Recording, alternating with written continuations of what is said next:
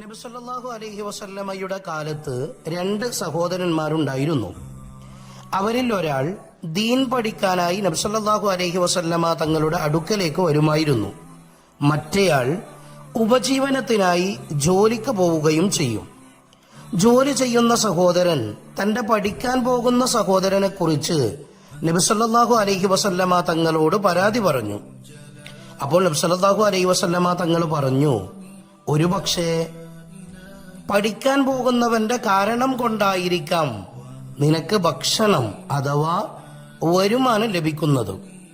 മതവിജ്ഞാനം തേടുന്നതും അത് തേടുന്ന ആളെ സംരക്ഷിക്കുന്നതും അദ്ദേഹത്തിന്റെ ചെലവുകൾ ഏറ്റെടുക്കുന്നതും ഒരാളുടെ റിസ്ക്കിൽ വരുമാനത്തിൽ വിശാലത ലഭിക്കാനുള്ള കാരണങ്ങളിൽപ്പെട്ടതാണ്.